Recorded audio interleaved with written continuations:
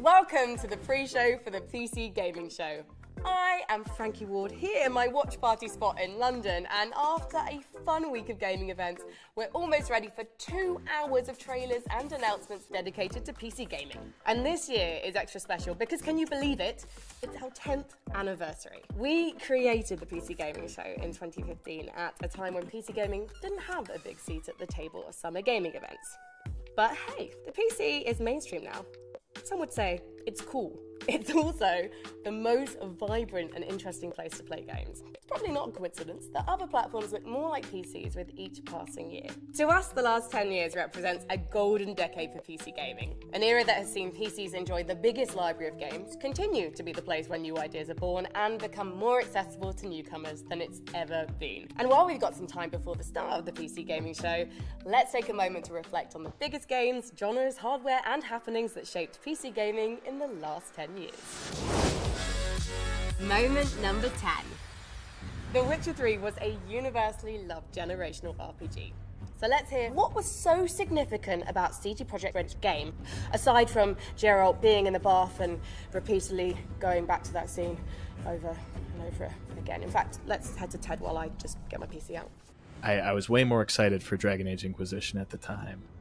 And I came to The Witcher 3 late. I got it as a Christmas gift from my parents that year.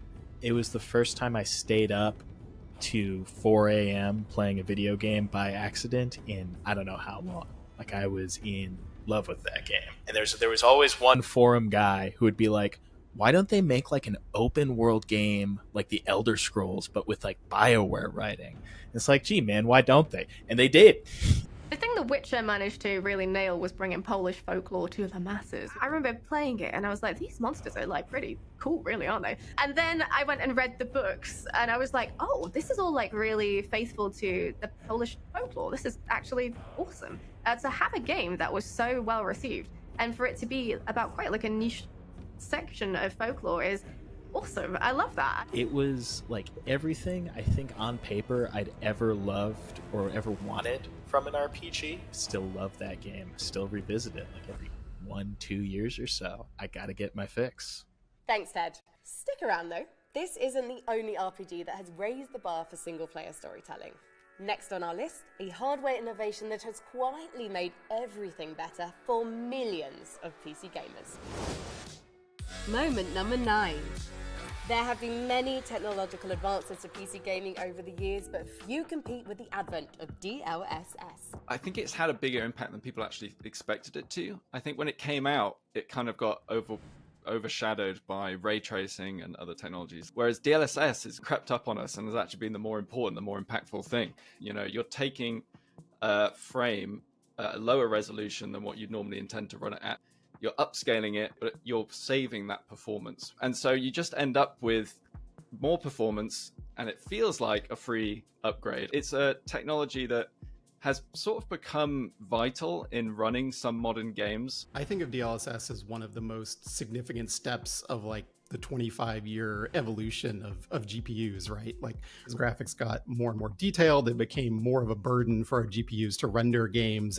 The solution to that was building some kind of specialized hardware. That lets us have better effects. We can do things like ray tracing and lots and lots of expensive transparency effects that typically would cause us to run out of fill rate, essentially, on the hardware, so that we wouldn't be able to render those effects at 4K effectively. Better image quality and really just improve frame rates for that given image quality too. Now, we all love a comeback story, don't we? And the next game in our look back at the last 10 years of PC gaming rode expectations that were taller than a sandworm. It definitely got knocked off the sandy steed when the game released, but gosh darn it, it got back on. Moment number 8. No Man's Sky was, to me, sort of like a tipping point game for this idea of like the everything game, that like people were so excited about the potential and really craved this idea of like this world you could be in and do like every activity you can imagine. And it turned out they had way overpromised what you were going to actually be able to do in No Man's Sky, right? Which was ultimately a game made by a very small group of people, from players online, when a game does not offer what they've been led to expect. People got really, really angry. That was not a happy moment, right? But I think at the same time, No Man's Sky has ended up being kind of the single best example of a game studio just buckling down and building out every feature that they had promised, that they had alluded to, that people expected, and then way, way, way more. They just kept building on it and kept building on it. I think at this point, we're definitely in an era where a majority of games, from the biggest competitive multiplayer games to smaller games from small studios, single player stuff, like it's all kind of expected to transform over time in some way.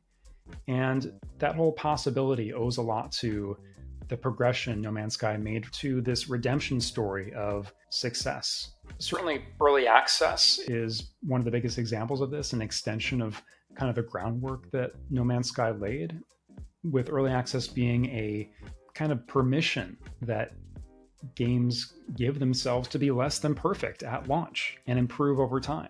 I think No Man's Sky ended up kind of being the game that people wanted Starfield to be, in terms of just how big it was and how many different things you could do in it. But that really just goes to show like how hard and how much time it takes to build that kind of game is, right? They couldn't do it at launch, but they could do it with 7 more years of work. Moment number 7.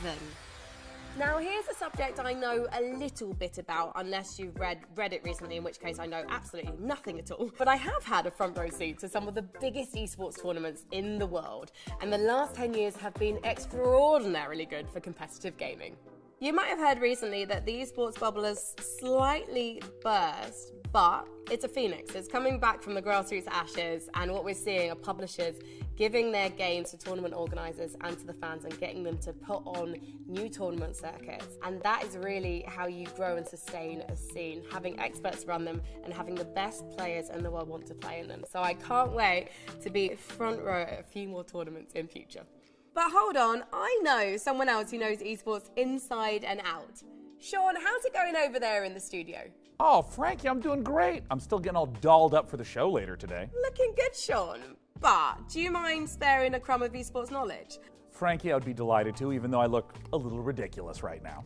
What do you make of the last 10 years? The last 10 years of esports has been wild. Once the Overwatch League hit the scene and all of a sudden teams were entering in for 20, 30 million just to participate, it had this massive ripple effect across the entire industry, where you started to see team valuations spiking, salaries for players spiking, new leagues, coming out of nowhere that also had multi-million-dollar entries.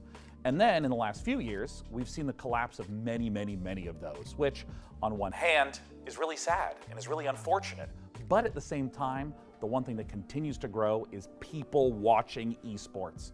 When I first started watching, YouTube didn't even exist, and it still warms my heart, despite all the turmoil that's happened, just how much esports has grown and how much more it's going to grow. Great to hear from my buddy and yours, Day 9, who'll host the PC Gaming Show in not too long. Our next moment is barely in the rearview mirror, having racked up PC Gamer's Game of the Year award in 2023, along with many others. Moment number 6. When it comes to CRPGs, Larian Studios have rolled a natural 20 on the genre, creating a game that has had both immense fan and critical acclaim. But don't just take my word for it. Here to share his thoughts is Astarion himself. The writing was so good, the acting was so great for so many different hundreds of actors that I think it was a pivotal moment in gaming standards. And I think it can be seen for a long time as you can achieve this in games. It's one of those games that has given the player so much agency and freedom of choice to represent themselves in the game and be represented by the game the other way around, with people talking to you with preferred pronouns or your sexuality, etc., and your personal choices, good, dark, in between, grey area. It's one of those games that has done more than I think most games to give you that agency and freedom of choice. It gives us like this type of freedom where we can kind of play however we want. There's no like one specific way to play, which is why it won Game of the Year for a reason. The amount of love and dedication for like the level designs, the challenges, the campaign, or even just the voice actors themselves, you can really see that they put a lot of love to this project. As a performer, to be able to play every kind of iteration you could possibly imagine of the character is an incredible experience, because you don't just get to play one version of the character, you get to play every version of the character, which is beautifully indulgent and really wonderful. Thank you so much to Neil Newham. Our next reflection is a little bit meta. Well, not meta, it's more an Amazon thing. I just mean that we're talking about the platform that you're watching this very show on. Moment number 5. When we talk about gaming as a medium, what's so interesting now is how blurred the line is between playing a game and watching it. Let's see what our experts have to add to that. I don't think I've bought a game in the last few years without first watching someone play it on Twitch. It was my personal gateway into PC gaming specifically. I started to discover RP servers for games like Atlas, Red Dead and GTA. I watched modded gameplay of games like Skyrim and Minecraft and found specific PC games I wanted to try more than anything, like, at the time, RimWorld. I discovered a whole new world through watching Twitch streamers play games, a world I wanted to be a part of. Playing games and then watching other people play them deepens and enriches the experience that I have just engaging with games in general. And there's the element of community. It's so much fun to play a game and then just celebrate how much we love it with other people, and being in a chat and seeing someone else appreciate something that you love is just always a heartening thing to experience. We have almost reached the start of the PC Gaming Show, where we'll have dozens of new game trailers and exclusive interviews, so stay tuned. Now, as we look back at this golden era of PC gaming, naturally we lock eyes with some pretty big elephants in the room. Or actually, is that a llama? Moment number 4.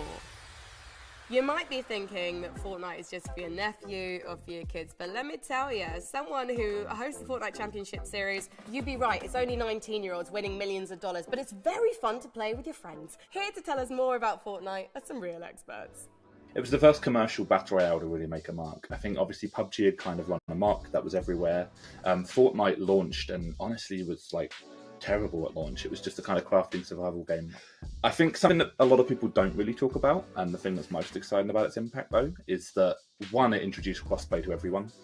Like Tim Sweeney and Epic really fought to make it so that every platform could play together, and now crossplay feels like kind of a standard thing for a lot of games.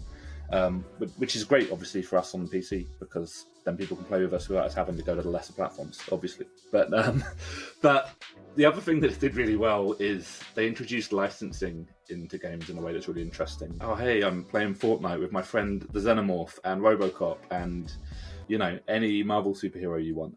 One of the things I love about this era of gaming is it's a time when the corporate titans, like Fortnite, coexist with the comparatively smaller games made by smaller teams, or even a particularly talented solo developer.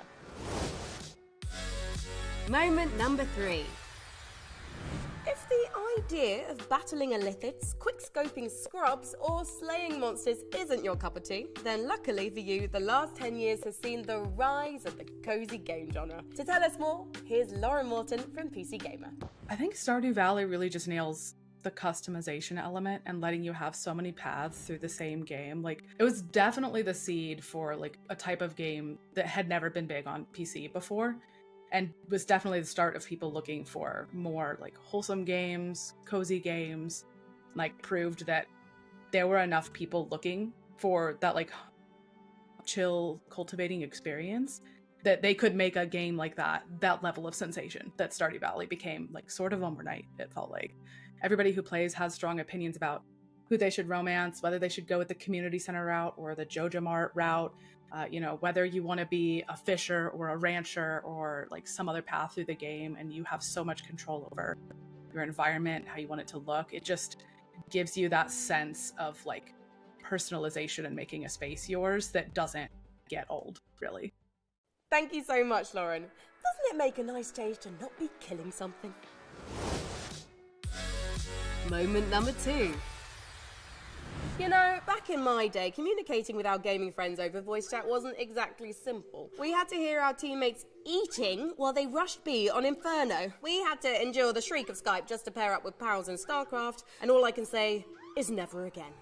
Before Discord, there was TeamSpeak, we had Mumble, we had Pigeon, and it took an army of nerds to be able to put it together. And with Discord, like, anybody can just join it. If you have a phone or a PC, Discord is just there. I don't know why it didn't exist beforehand, but like, it's just been a godsend, honestly. The thing about Discord for me as an independent developer is it's really made getting like live conversations with our community going so seamless and easy, because everybody who talks about games is already on Discord. Amazing. And we have 10,000 people in our Discord. That's nuts.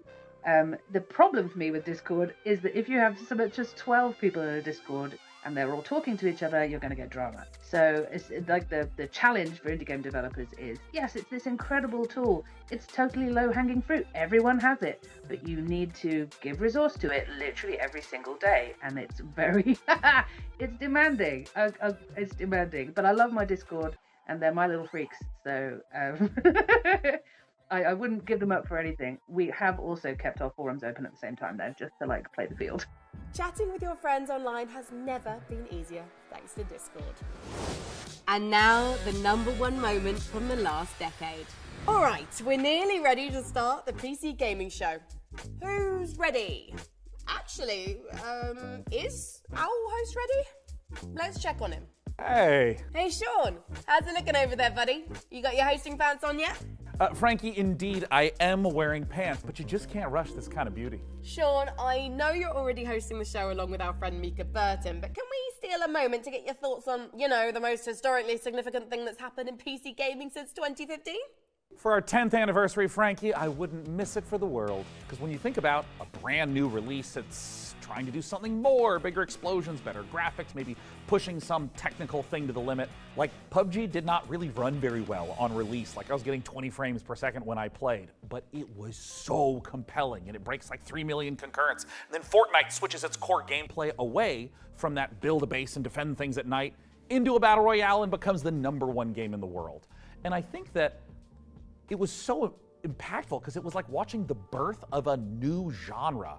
People that did not play shooter games like me had such clarity as to what you needed to be doing at all points in time, and there's 100 people in the game. I mean, again, I don't think that I've played something that compelling since.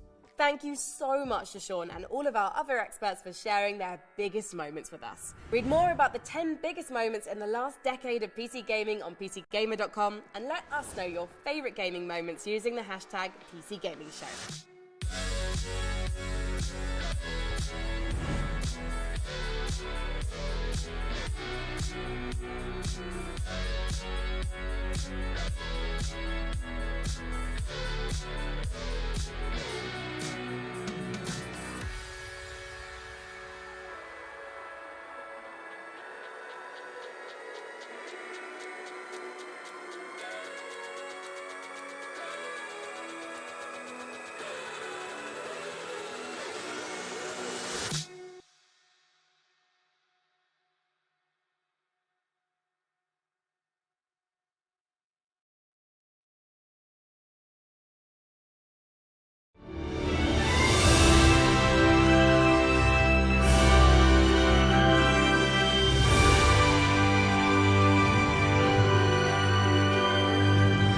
It is my pleasure to welcome you to the PC Gaming Show 2024. Once again, I'm absolutely thrilled to be your host. My name is Sean Day9 Plot. We've got another great show for you, packed with trailers, exclusives, and lots of surprises, but here is what I'm most excited about. Joining me once again is the inimitable Mika Burton. Get in here, Mika. I'm on my way. Take it away, Sean. I am so glad to be here and be a part of this milestone in the history of the PC gaming show. Seriously, like a whole decade covering the ever-changing landscape of PC gaming and all of the incredible games during that time. That's pretty impressive. We've had a good run. 10 years is a long time, and if this show was a child, it would be slamming doors and belittling me in public and still asking for V-Bucks in Fortnite. Yeah, well, before we take a look at the future of PC gaming, let's get a bit nostalgic and take a look back at some of our favorite moments from the last 10 years of the show. Oh, dude. Cue the emotive montage music. Oh, it's so beautiful. Well, over the years, we've featured so many great games, some of which got their start right here on the PC Gaming Show. So, who remembers some of those gems? I mean, I remember in 2021 when we turned a graphics card into a spaceship, or when we did various attempts to replace our host with artificial intelligence. It was an innocent time. We were so young and naive back then. We sure were. And what about way back when the PC Gaming Show was live, and we had developers like Dean Hall and Warren Spector, and oh my God, look at baby Day 9. Oh, and I still look like that. I mean... And who could forget the PC Gaming Show 1969 live streaming from a surface of a little white rock that we call the moon? Hey, what? Wow. I don't know if it's my dwindling oxygen levels or the fact that my internal organs are floating weightlessly around my body.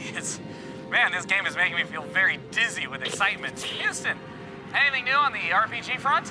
Hey, what? And who could forget the PC Gaming Show 1350, a personal favorite of mine? Now, for fans of sticks and pebbles, prepare to lose thy stools for sticks and pebbles too. Developed by peasants and published by Microsoft. Simply boil some water to access it on Steam.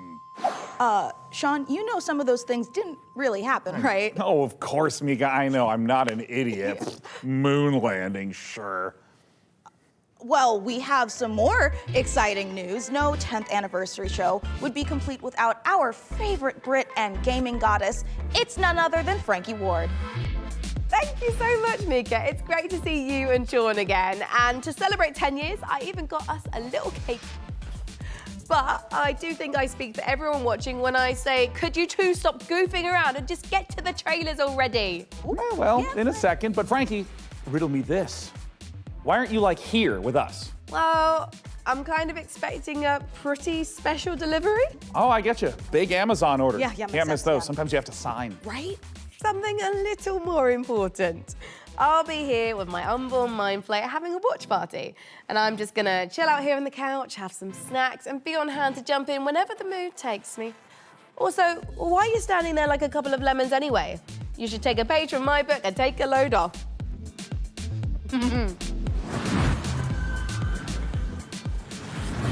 Ooh, hey, Frankie, I think you're onto something. I mean, this is way better. Yeah, thank you, Frankie. And you know what? Thank you, chair scientists everywhere. I'm glad you're both comfortable because we've got a great show today. Trailers to the most exciting upcoming PC games, exclusive world premiere announcements of brand new games, interviews and behind the scenes looks at upcoming releases and lots more. But first, let's kick off this year's 2024 PC Gaming Show with 3 huge world premiere announcements. Here we go.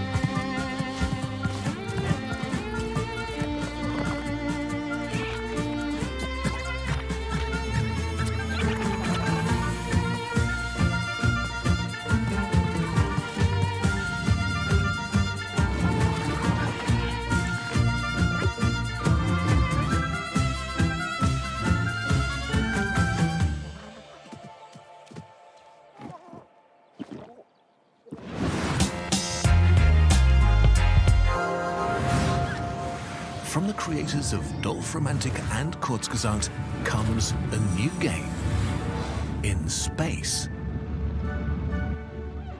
Meet the Starbirds. Help them claim nearby asteroids. You'll need to build stuff. You'll need to gather stuff. You'll need to connect stuff to other stuff to produce even more stuff. To advance your technology and reach for the stars. Explore countless asteroids. They're packed with resources and come in all shapes and sizes. Stay curious. You never know what you may find. Starbirds, coming to a solar system near you. Wishlist now on Steam.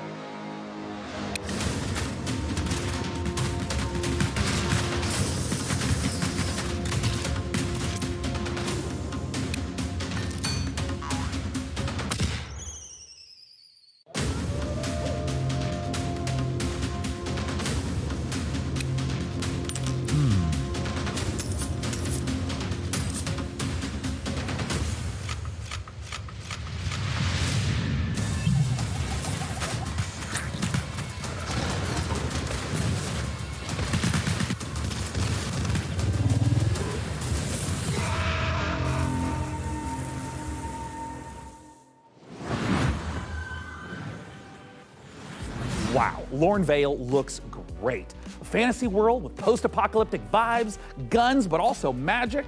Sign me the heck up. And actually, Mika, question for you.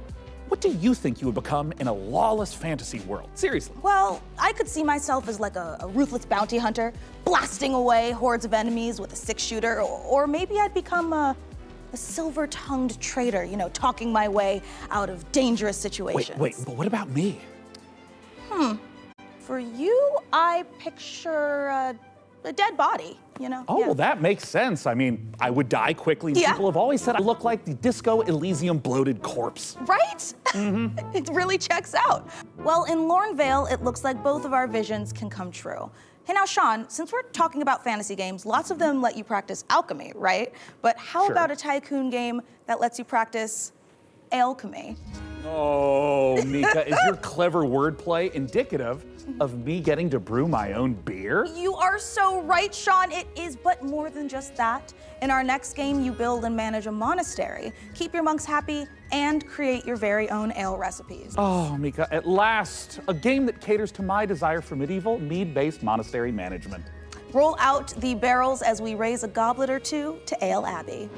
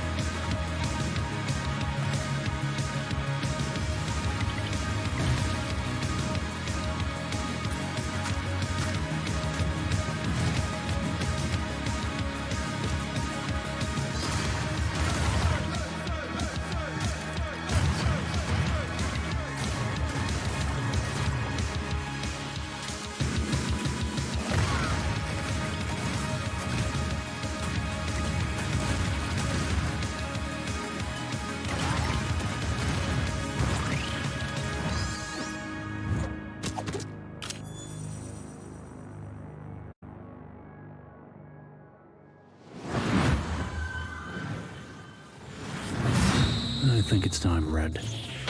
I told you, my name is Ringo. Tell me again, how does this thing work?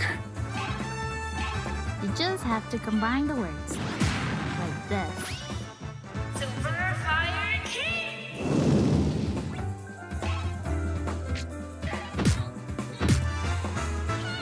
Found the weakness.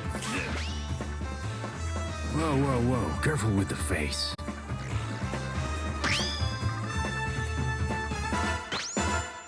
I guess it's just you and me now. Seems that way. I've never seen the stars like this before.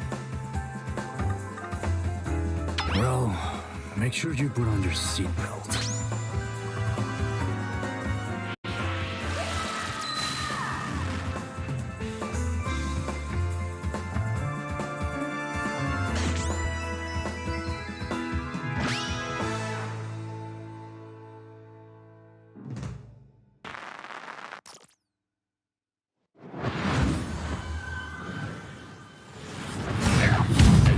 Coming up in the PC Gaming Show.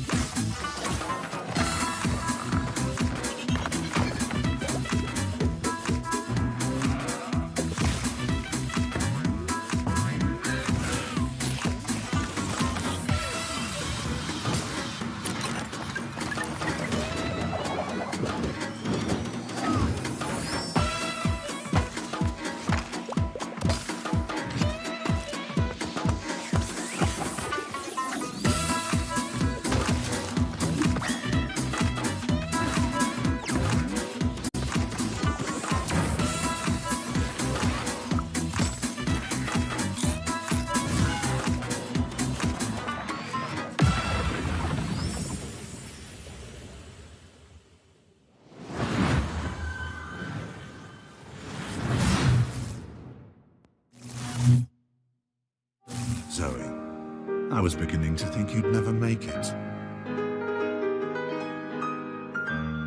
Ah, you were looking for answers. For you, these centuries would have passed in an instant.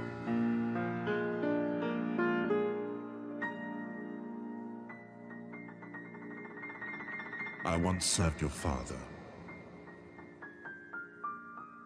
I helped him lay the groundwork for everything you see here. I am Savi. Welcome, Zoe.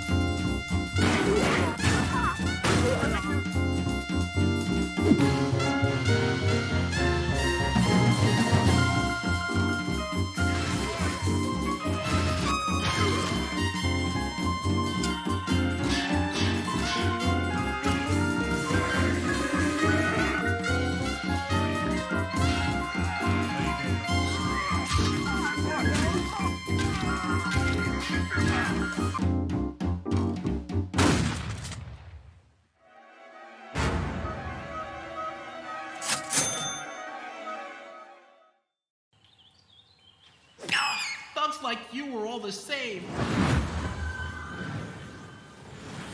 Well, there is an offer that you can't refuse. So, how about you, good fella? Are you ready to get your knuckles bloody with fallen aces? Well, Mika, I'd rather use a lead pipe. You know, because I have these fragile RTS digits. Yeah, okay. Well, good news, Sean. You will recognize our next game, Stormgate, a real-time strategy game. It's given off some big StarCraft vibes, which is not surprising since it's being made by a team of former StarCraft developers. And hey, Sean. Yeah. You've played StarCraft like an hour or two, right? Oh, yes, Mika. I've played maybe even 3 hours. I even dipped a toe in a little bit. Crazy. But now for all you RTS fans out there, heads up, because with Stormgate, we've got a lot more than just a trailer. We visited the developer Frost Giant Studios for a close-up look at their new RTS. So get those hand stretches going, prop up your gaming chair, and stay hydrated. Prepare to do battle in Stormgate. Before the Infernals invaded us on Earth and destroyed human civilization, they engaged in battle with their sworn enemies, the Celestial Armada. Angelic form merged with advanced technology. The Celestials fight unlike anything we've seen, harnessing both light and darkness. They have new ways to mine resources and centralized army production. Their flying arc ship cascades power, which they use to expand infrastructure, energize their army, and enhance their abilities. Enemies beware. Now, the Celestial Armada is here. Earth is the latest battleground, and the war, it's just getting started.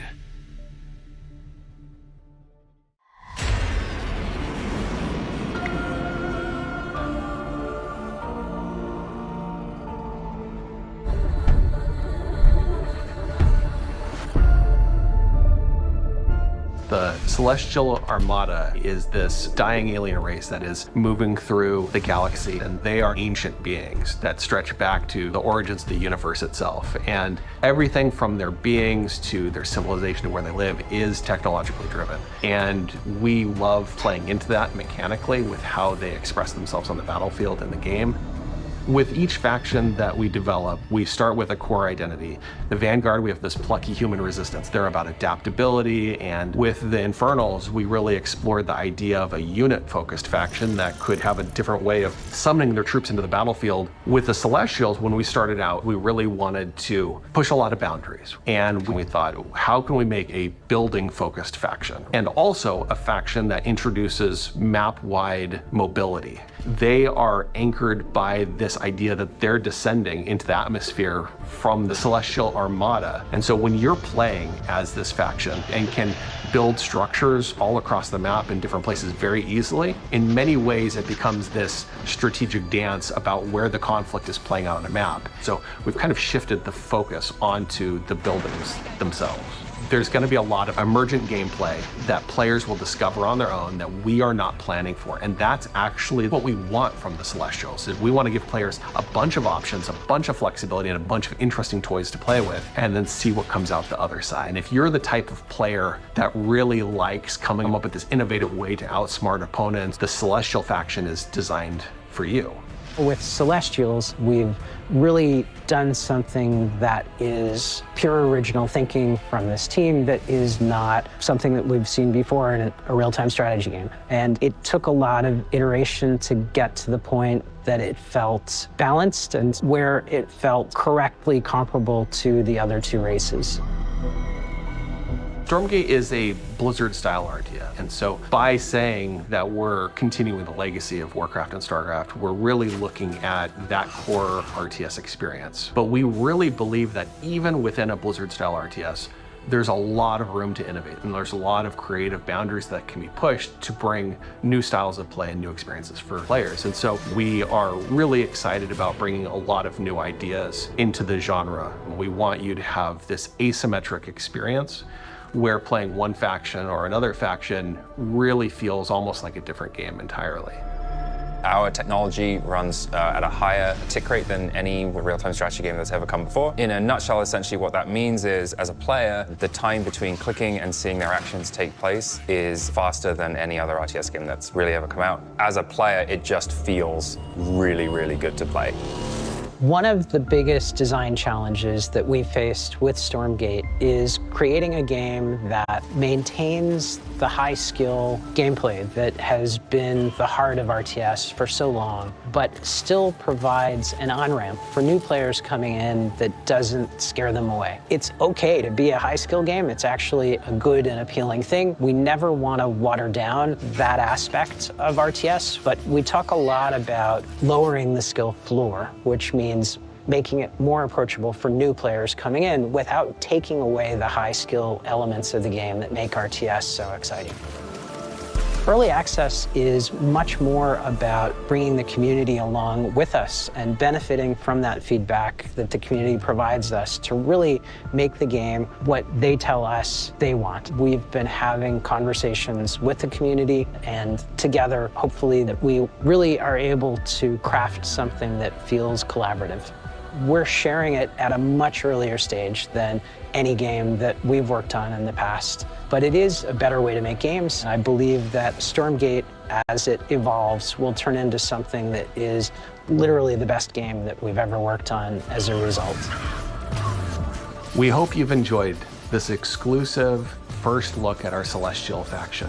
Stormgate's free to play. It's available to everyone and will be launching fully into early access on August 13th. But you can join us before then on July 30th by going to Steam and picking up one of our bundles that's available today.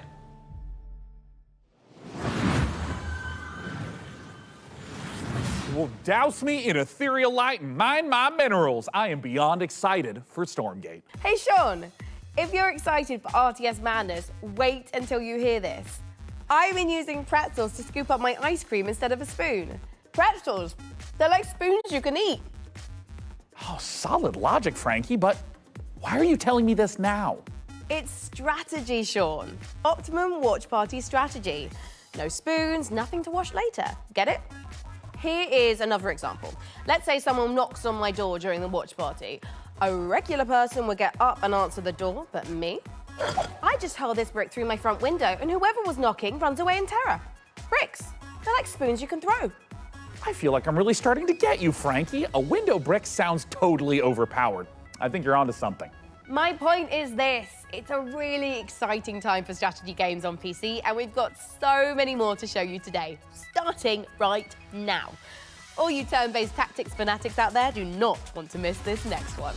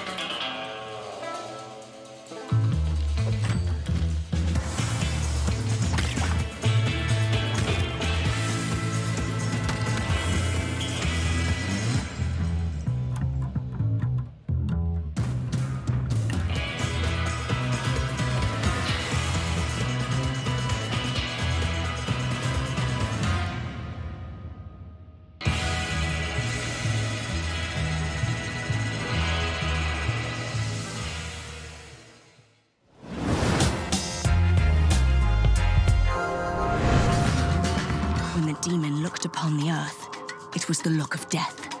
So Camlet is really trying to summon a demon from another dimension. What a twat. The primary mission is to sabotage Camlet's operation at any cost. What a splendid hiding place. How about a little switcheroo?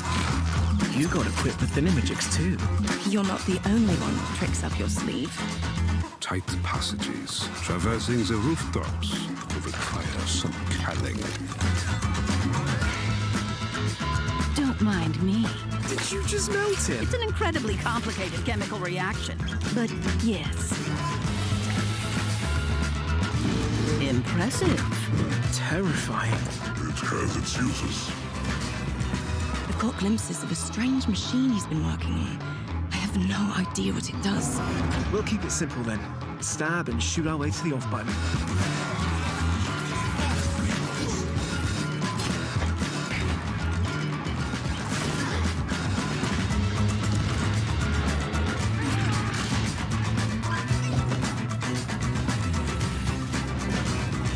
They said that a career in archaeology would be uneventful.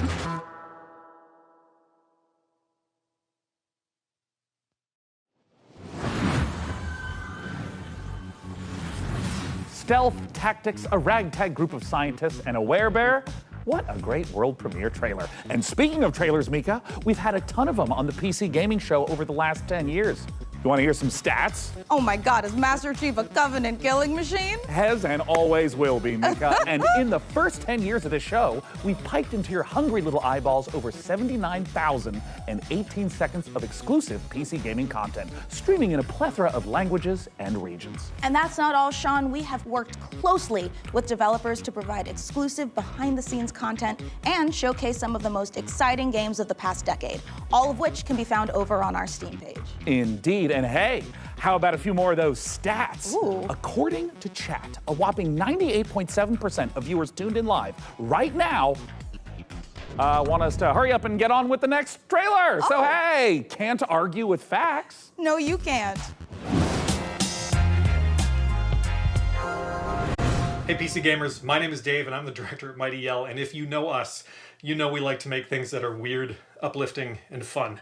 With those things in mind, I cannot wait to show you our brand new expressive dance battle adventure, All Systems Dance.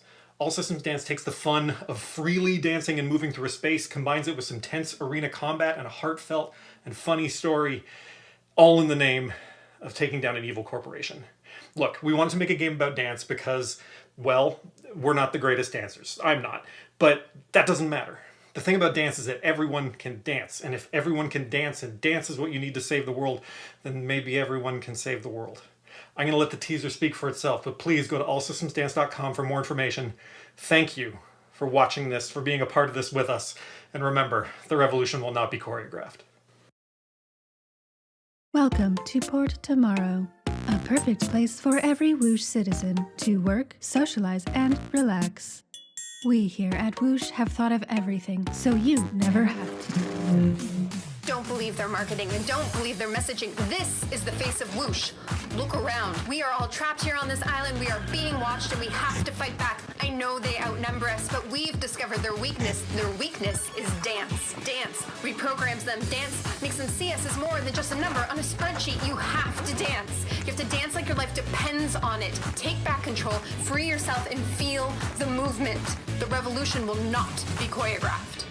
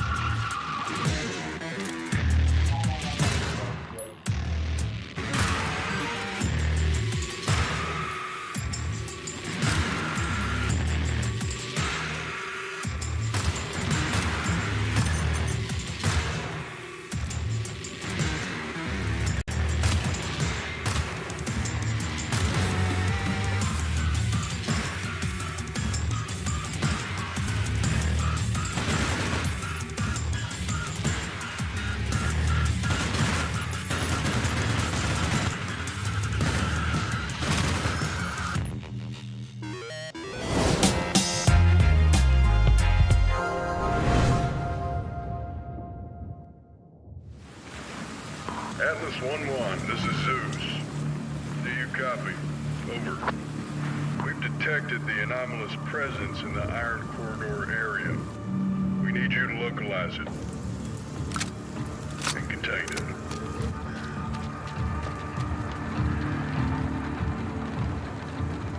There's a lot of blue and red activity there. Do not engage. I repeat, do not engage. Your goal is simple. Search and contain the anomaly. I repeat, search.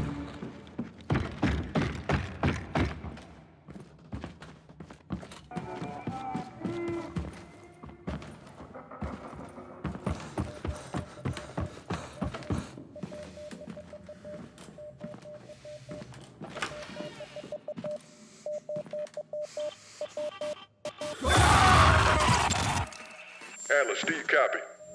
Respond, Atlas.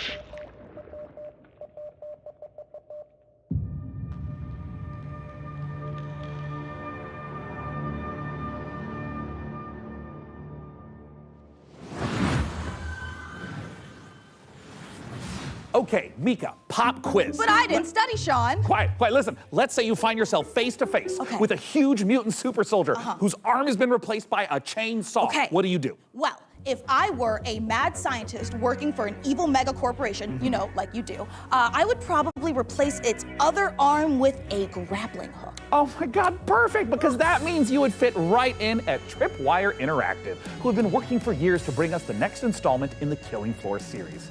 Now, for those of you who didn't know, the franchise has been a huge staple of the PC gaming show since its inception back in 2015. Tripwire have actually been at 9 PC gaming shows.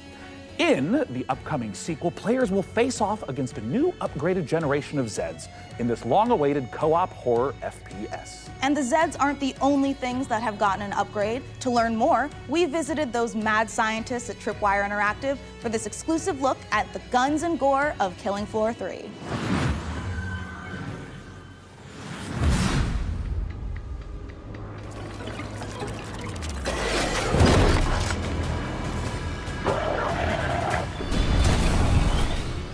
Who's ready for a bit of fun then?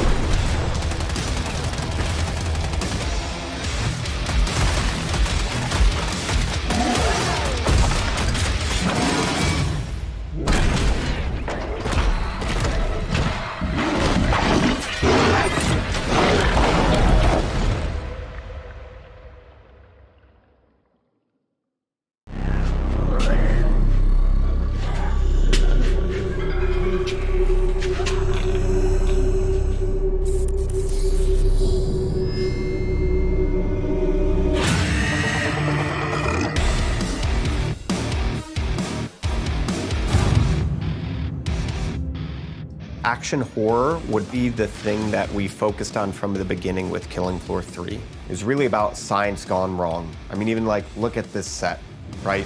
As a kid of the 80s and 90s, I just loved the Dark Horse Aliens and Predator comics. There were some elements in there about trying to create biological weapons set in a thematically dystopian themed world. So we wanted to tie that in. But from Predator and Aliens, one of the things that you see the most is basically a group of well-trained badasses who have to use every single bullet, every single grenade, every single weapon to handle the things that they're being faced with, these kind of insurmountable odds. Those moments are what motivate us, and that's when Killing Floor is at its best. There's just a combination of just so many small elements that we've improved over Killing Floor 2 experience. We've increased the amount of Zeds that are in the world at one time, so the battle feels way more epic.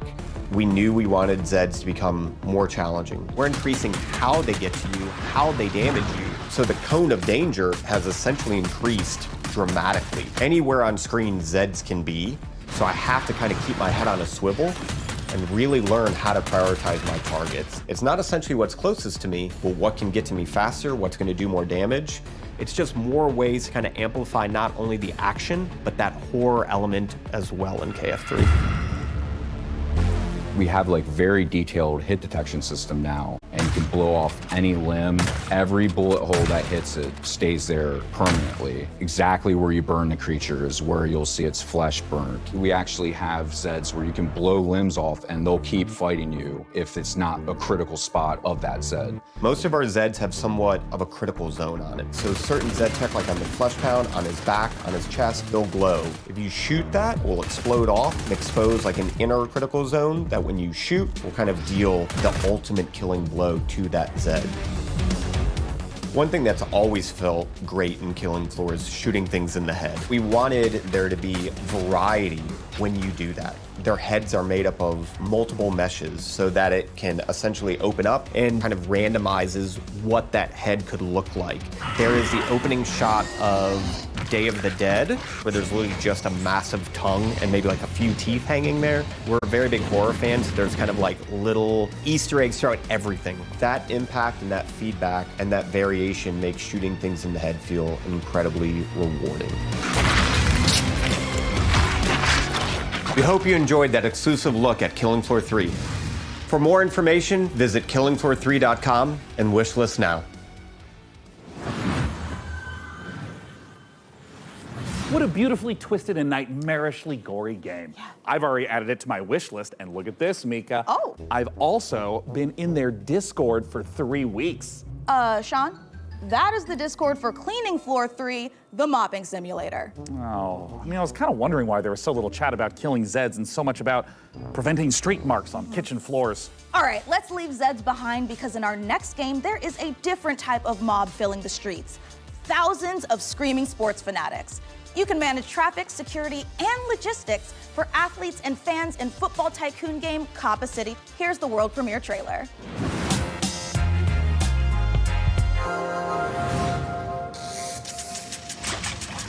This city is about to experience a football game that could be the greatest it has ever seen.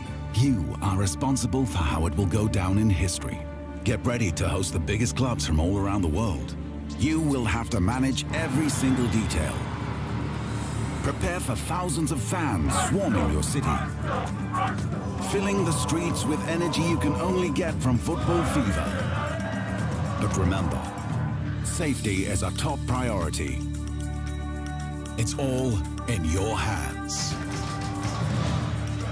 Can you find the right balance? The fans are getting excited, but the pressure on the organizers is rising. Can you give them what they want? Can you create a night they will remember forever? Everything comes down to your decisions.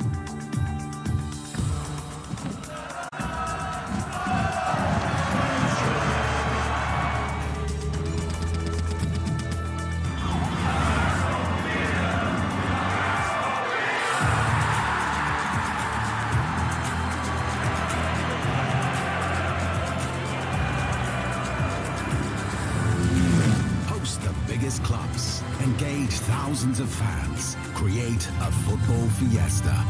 Coppa City 25, the first football tycoon.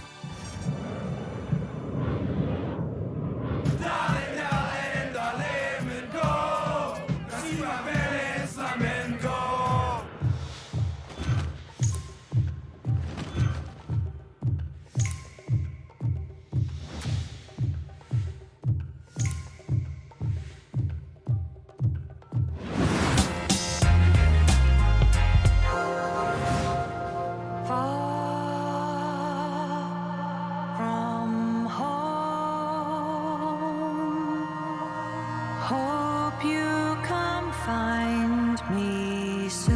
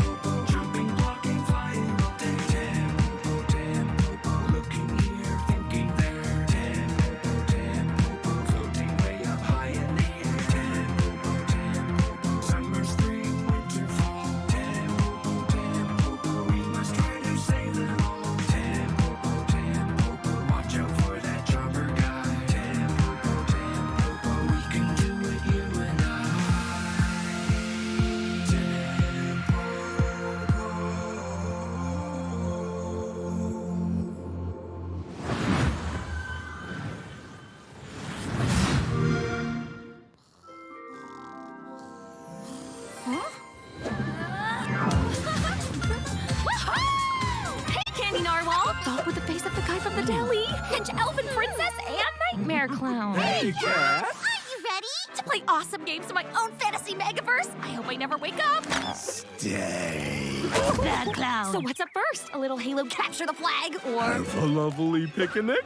Sure. Kat, we've been talking. You do know about PC Game Pass, right? PC Game Pass? What's that? It's a membership that lets PC players play new and immersive PC games. Like going to a PC gamer's dreamland, only you're awake and he's not here. Tell me all about it! You'll get day one access to some of the biggest new releases, along with a curated library of PC games. It even includes an EA Play membership. And it's crammed to the gunnels with exclusive member benefits and discounts. If I were human instead of a ripped dream elf, then I'd use it to try games and buy them for less. Huzzah! Sick! Can I play with my friends? Ask them yourself! Huzzah! Cool! Multiplayer! So it's a gaming membership designed specifically for PC players, and you get all these awesome features for a low monthly price? Exactly! You even get exclusive Riot Games benefits. Thanks, guys. As soon as I wake up, I'm joining PC Game Pass. It's literally a dream come true. Better, even.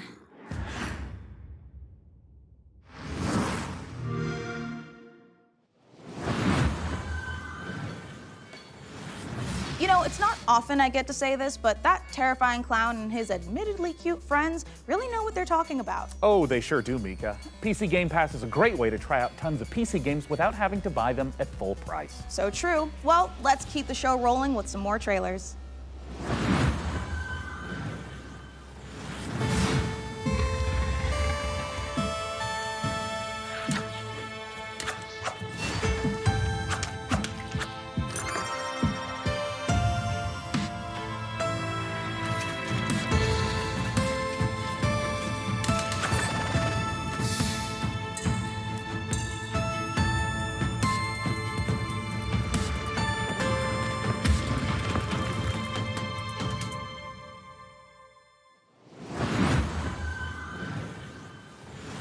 Solver for Strange Scaffold, the studio behind El Paso elsewhere. We're making a covert revenge thriller FPS about a secret agent who turns down one last job too many and gets hunted across the North American wilderness by the military-industrial complex. And I was like, hey, can I shoot this promo here? And they said, well, it's Texas, of course we can hunt you. And I said, what's that? The one thing the games industry needs more than a corporation that gives a shit about developers and their players is WASP slander. Now, I could tell you about how Strange Scaffold, the studio behind El Paso elsewhere, is making an exciting new action game, but if you get anything out of this next trailer, I hope it's that WASPs are evil bastards and they should be shot on sight. Thank you. Where are you hiding? The more you hide, the more agents we send. And the more agents we send, well, come on out, you big bitch. Okay. Wait, no! I've got Hardy. Agent down.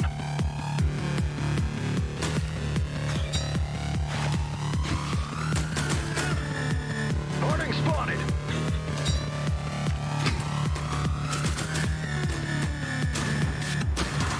Harding's here.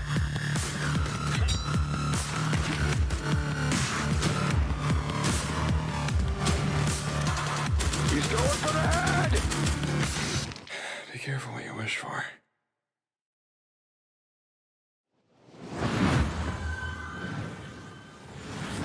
The Cataclysma left us broken,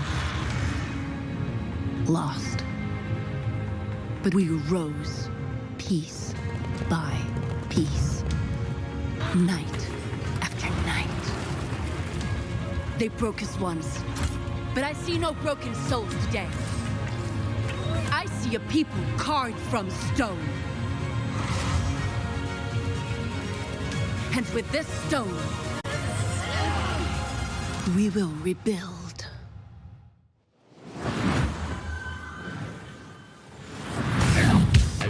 Coming up in the PC Gaming Show.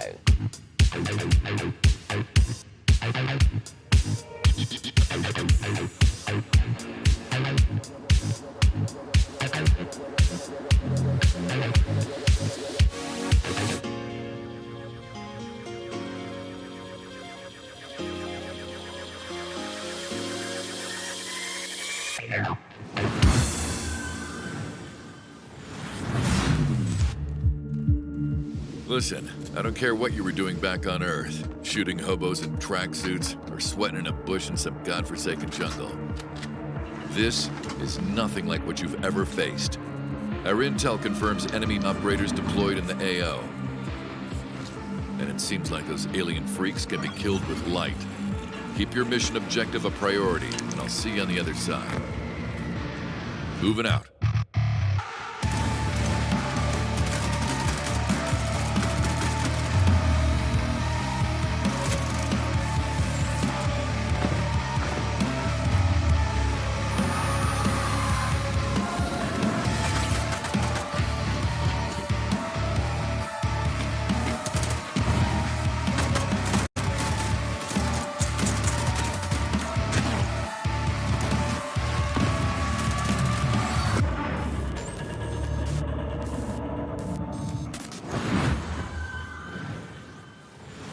Excellent work as always, Day 9. What's up, everybody? I'm Tasteless, and I am joined with David Kim and Artosis. Today, we're going to be talking to you about a very exciting new game, Battle Aces, a fast-action RTS. Yeah, so let's get right into it.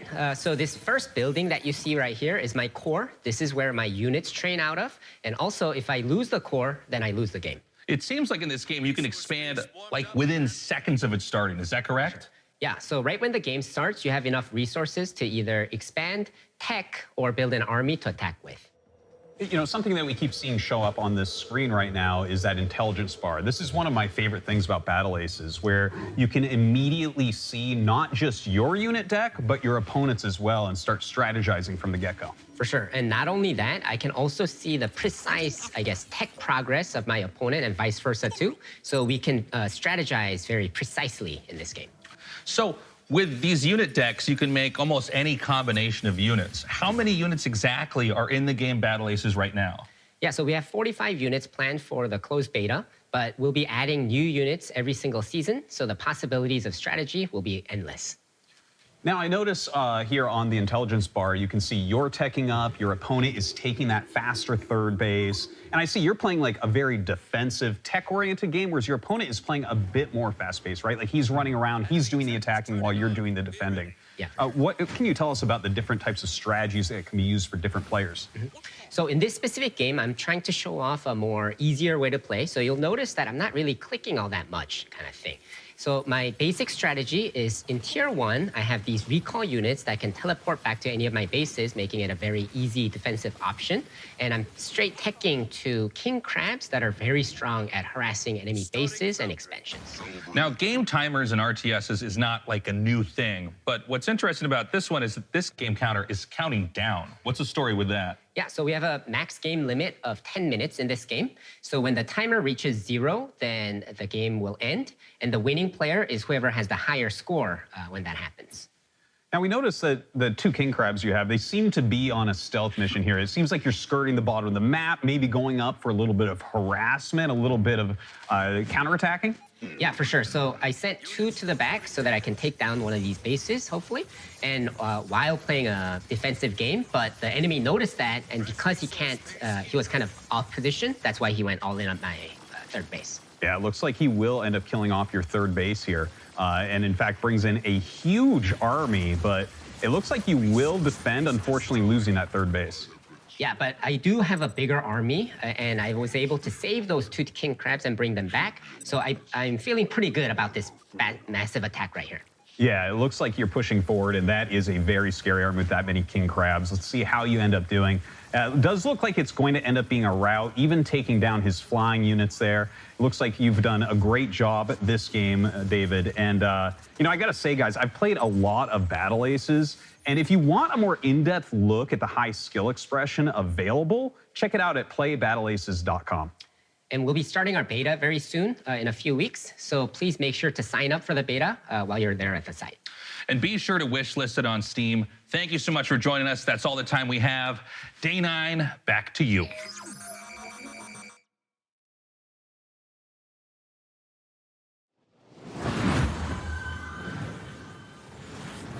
Thanks, Artosis. And Nick Tasteless Plot, my literal brother that refers to me by my internet moniker. Well, now, Sean, Frankie told us there'd be a lot of great new strategy games in our show, and she was right. There has never been a better time to be a PC gamer and an RTS fan.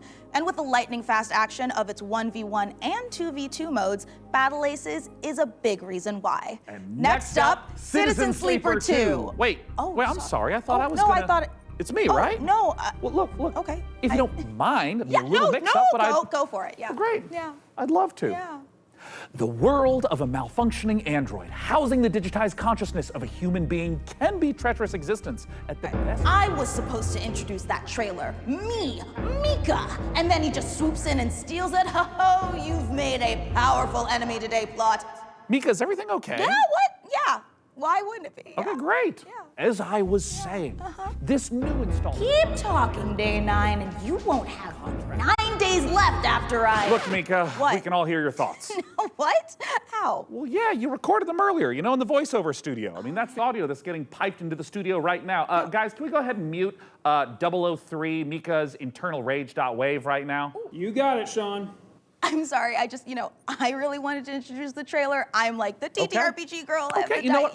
Honestly, yeah. it's totally fine. Go ahead. You sure? Okay. You've lost your memory and there's a bounty on your head. This time, you're not alone. Okay, wait, hold on. Where are my vengeful thoughts? Oh. Sorry, Sean. They got taped over with one of our nature documentaries. All right, well, just play that, I guess.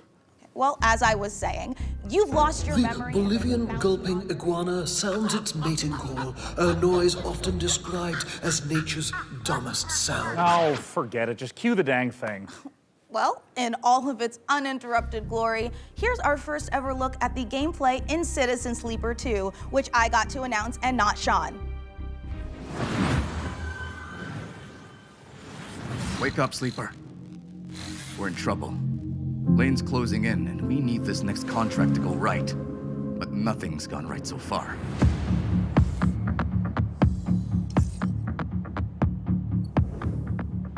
That contract Carson gave us was trouble from the start.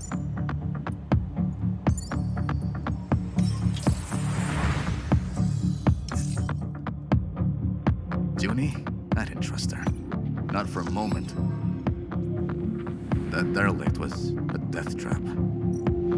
Suddenly, it was all over. But we've got to bounce back. We've secured the contract. So let's talk, crew. How about Nia? She was handy with that drone. Stopped the whole thing blowing up in our faces. Or Eugene. He's a loudmouth, but he's tough as hell. Although he did forget to tell us about Vesna. Or we find someone new, but new crew have new problems. The belt is wide, Sleeper. So whatever comes at us next, just remember, nothing in the belt ever runs smooth.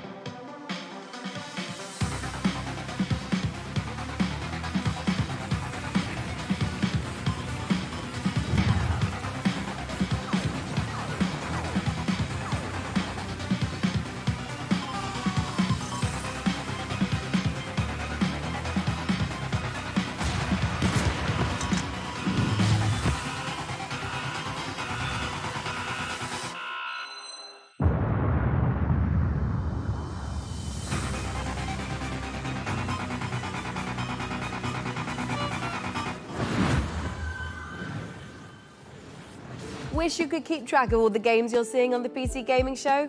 Well, that's exactly what wishlists are for.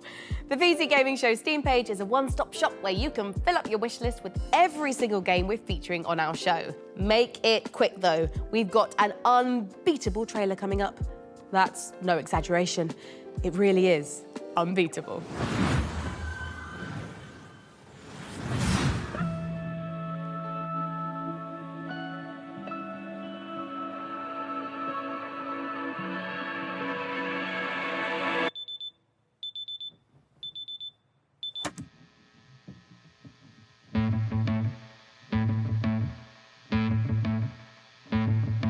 I say the lines, the syllables, got it memorized so I can make you stop.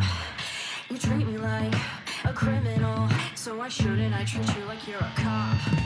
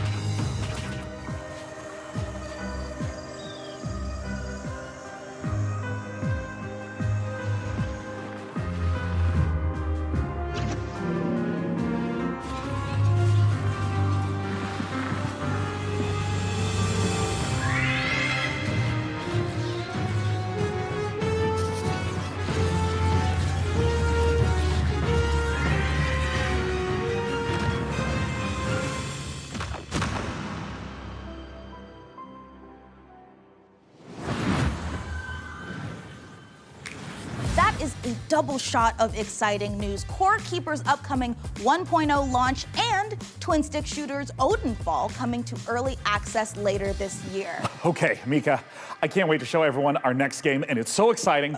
I'm gonna need to stand up for this. Should stand up too. Okay, yeah, sure. Okay. It's hard to think of a better combination than the team behind the gloriously gory medieval warfare slasher Chivalry 2 and this classic zombie survival horror game that started out as a mod for Half-Life 2. Brace yourself for 8-player co-op, permadeath, and the terrifying cinematic experience of No More Room in Hell. So let's take a look. Oh. Yeah, you're gonna want to sit down for this. But I just stood up.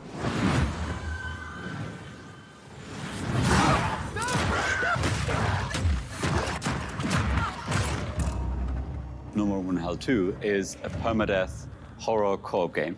You start with a flashlight with no weapons, and you're exploring in the dark, and you're trying to find your first friend and your first weapons to get some safety. You find more gear, you find more people. It's suddenly 4 players, 6 players, 8 players, up to that final showdown at the power plant, where hordes of zombies are pouring in and are using explosives and assault rifles to overcome that final challenge. Like with Chivalry, combat is the first thing we focused on, being Torn Banner. We want that game feel just really intense, and it's part of the immersion. Every run is different. We're looking at how do we deliver the Hollywood cinematic experiences? You know, how do we put you in a place that you've never been before, but you've always wanted to be? It's like a co-op game with consequences. And the fun becomes, how long can I survive the zombie apocalypse?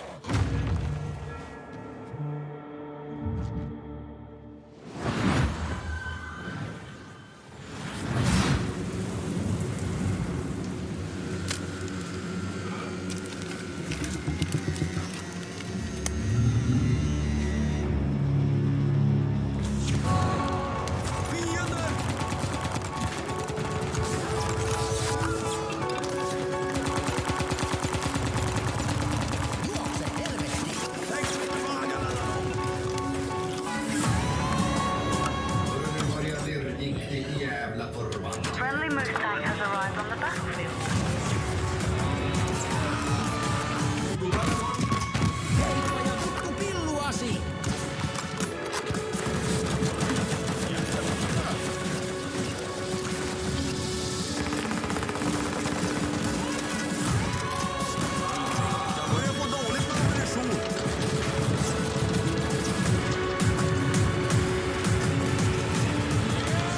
Take the electrotube to your radio transmitter.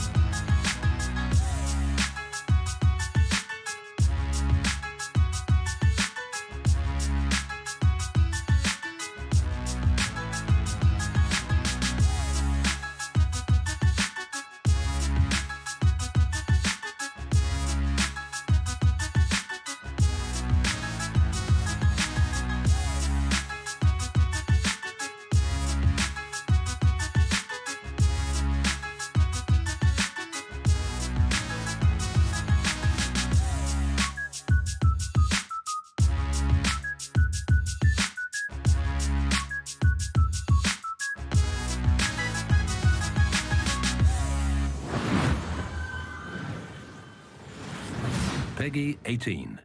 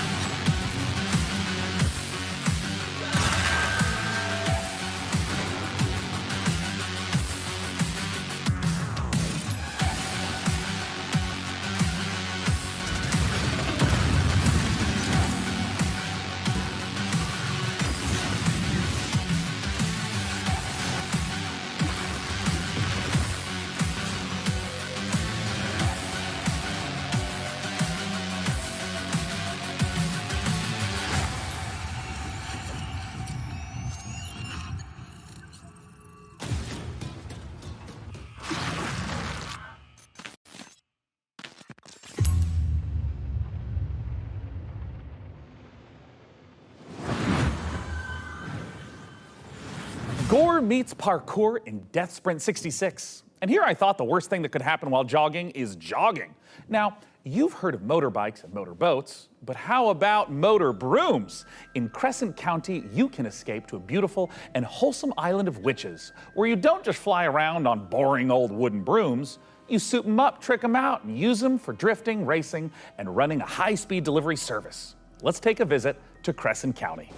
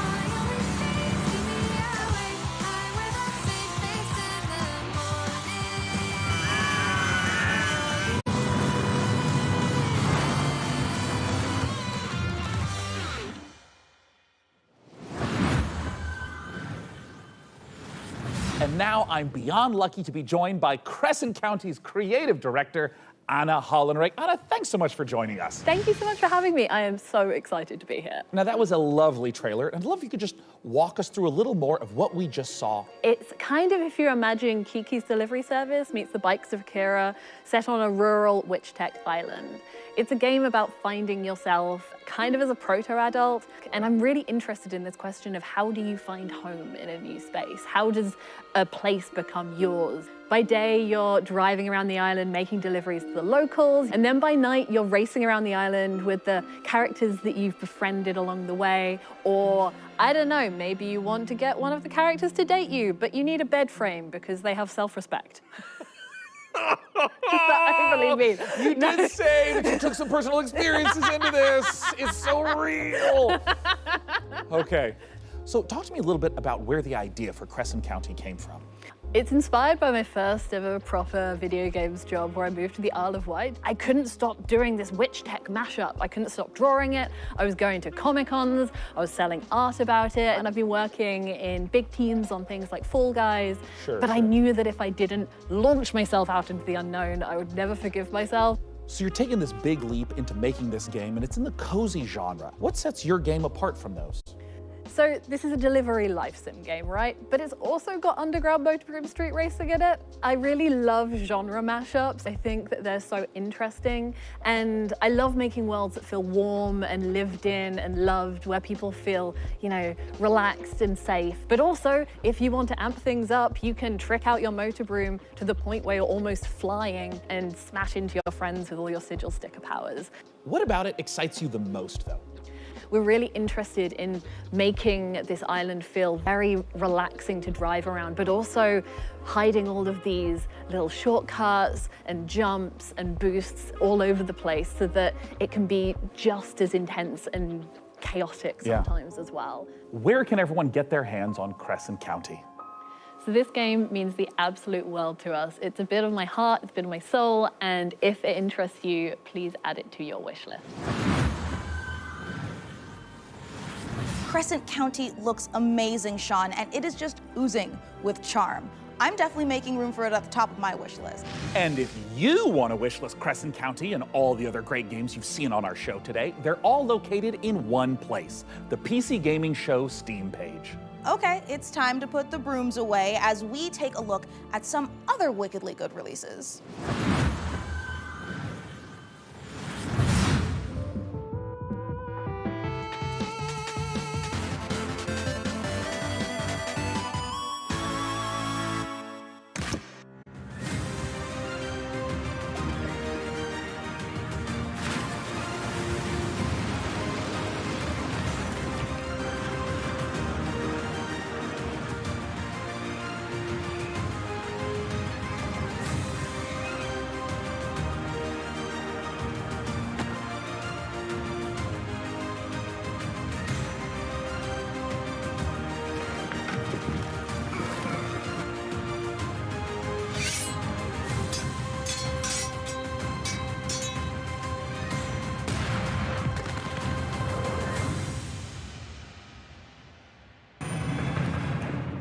name is Sam Walker, and I am the last man standing.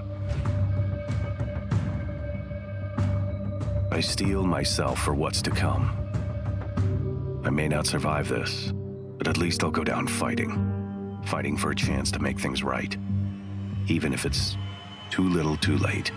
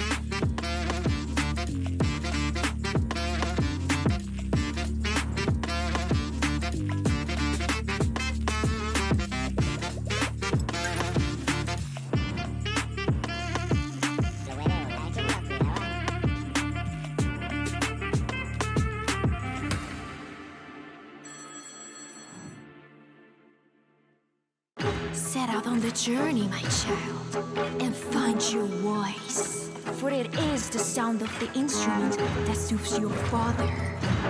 I don't know where to go, where to search for it. Play a note at the melody whereof a great sigh one can cast. Other worse, whereby the heavy cup of wine one can cast.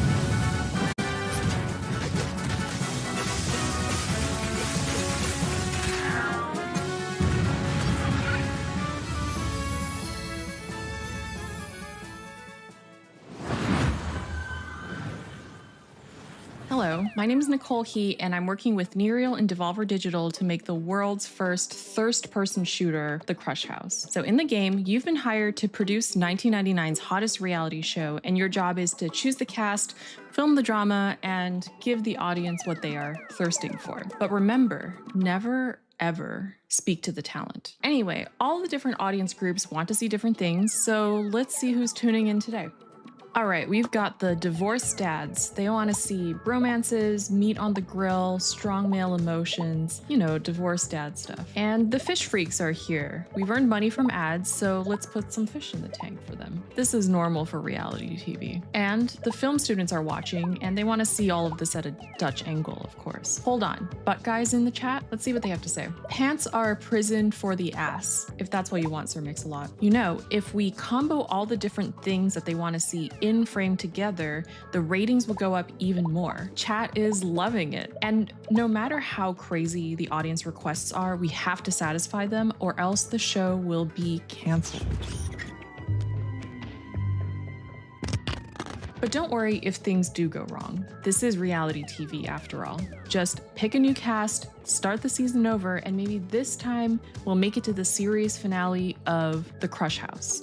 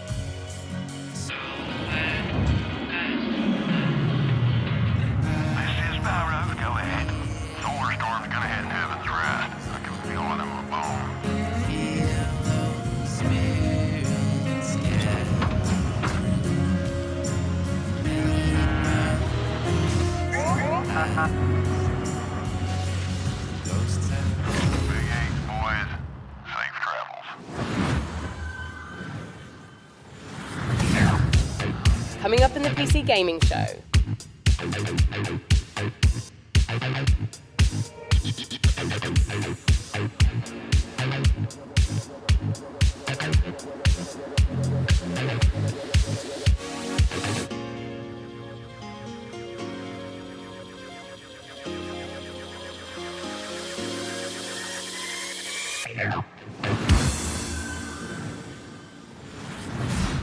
Trust me when I say I know what it's like to wait for a big release to arrive. This particular download has been queuing for months. But fans of extraction shooters, and I'm talking about the extraction shooter, the one that kicked off an entirely new genre, don't have much longer to wait. Multiplayer FPS Escape from Tarkov has been in beta since 2017, but is now preparing for its heralded 1.0 release. Here's a look at what's coming when the granddaddy of extraction shooters goes gold.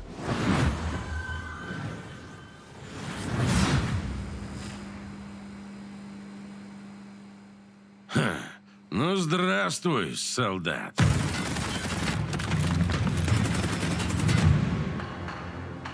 Давненько не заходил. Куда пропадал-то? А вот и наш новый герой! Так ты на арену поддался, но все равно вернулся, да? Чемпион. Да, изменился ты. Но и у нас тут жизнь не стоит на месте.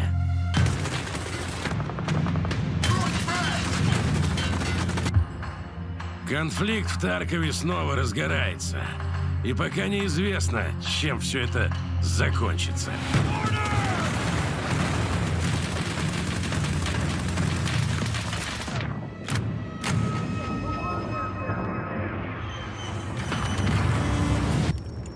Похоже, придется тебе снова показать, чего ты стоишь, боец. Путь осилит идущий, так ведь?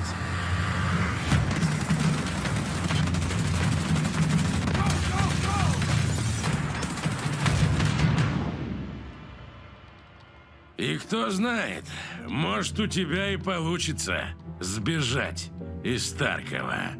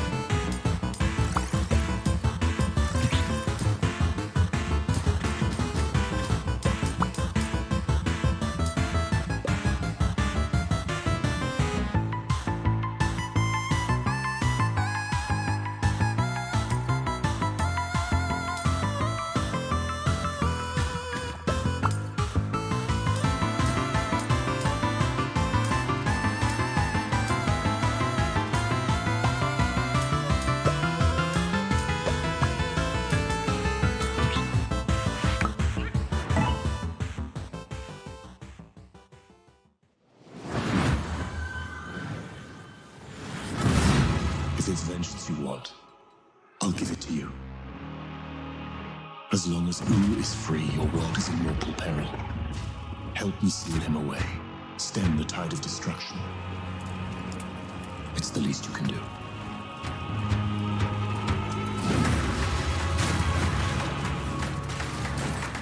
Come at me!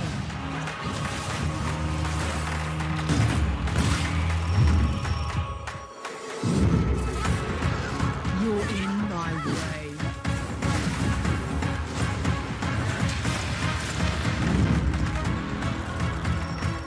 Let's go!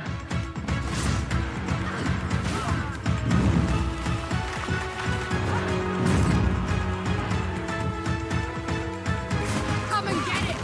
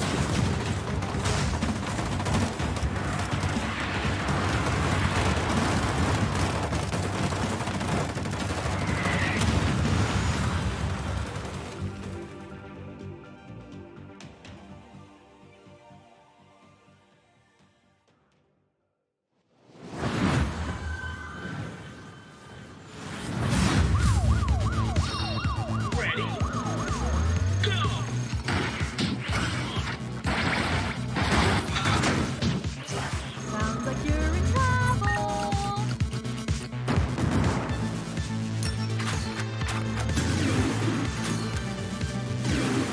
You have 10 seconds. Destroy these damn robots.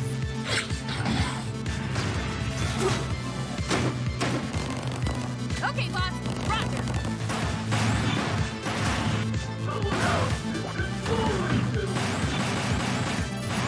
Moderator to take care of our bud.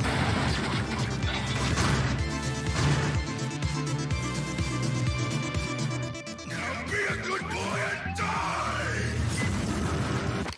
This game blows your mind. Mullet Mad Jack.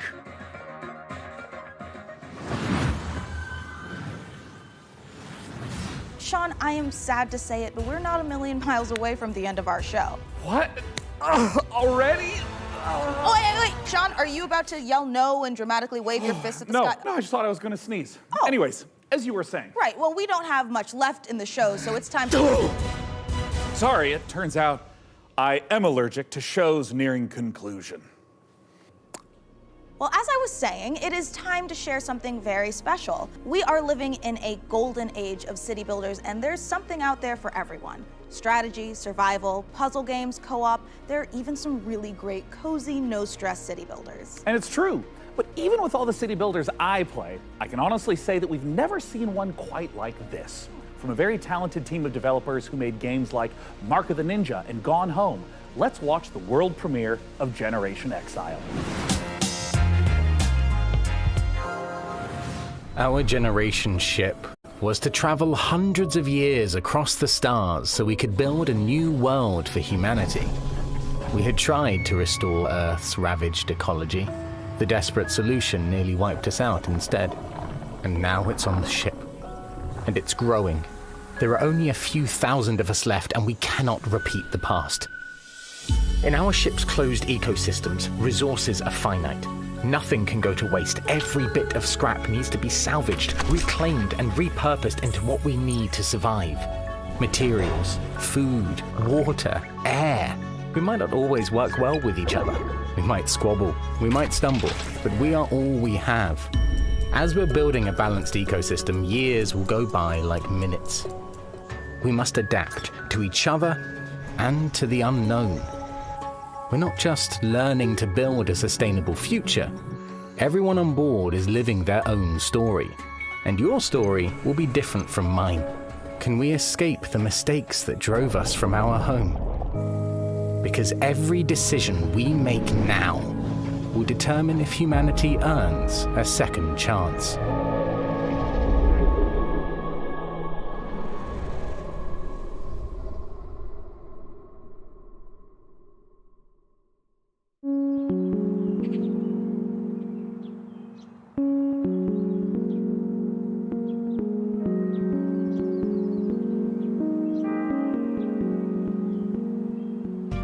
Generation Exile is a sustainable solarpunk city builder with a reactive emergent narrative that changes every single time the game is played. You are aboard a generation ship traveling for several hundred years, leaving a ecologically ravaged Earth behind, attempting to find a new home for humanity. So rather than repeat the failings of Earth in the past, you need to find a new way to develop a society that is sustainable and can thrive. Your job is to make sure that you shepherd humanity successfully to the destination planet and that they live to get there and there's enough people to keep humanity going. Players' goals differ a bit from traditional recognizable city builders, where yes, you're still having to provide the basics for your society, food, shelter, clean water, but there's kind of this unquestioned notion that we see both in a lot of strategy games, but also just in the world around us, where it's like, oh, well, when we need more resources, we can just keep extracting, we can just keep growing and growing and growing. It's simply not possible to keep expanding forever. And that is a thematic element of the game for sure, but I think part of that has come from just looking at the industry around us, where all the goals are just like, what are the returns for the next quarter? We see the harm that is caused by that single-minded focus on how can we extract as much value in the short term. And the people who are harmed the most by that are the thousands of people who in the last 6-8 months have lost their jobs, right? So as you make your way through the game and progress through the game, rather than just infinitely getting bigger, it's about becoming more regenerative, to use only what you have around you because there's no external source of anything else. Fundamentally, you're on a spaceship. You got what you got. What we wanted to achieve is to take a relatively recognizable set of city building mechanic, but having more narrative and story elements there as well. Because the thing that is so rich about city builders is that they're so systems dense, and that game state is all very much driven by the choices and decisions that the player is making. But the opportunity then we saw is to look at all that in the city building layer game state and then drag it out into the narrative. Exactly. Kicking and screaming. but in a good way. In a good way. Where rather than, you know, just like everyone's gonna play through the game and at turn 15, this thing happens, then at turn 25, this thing happens.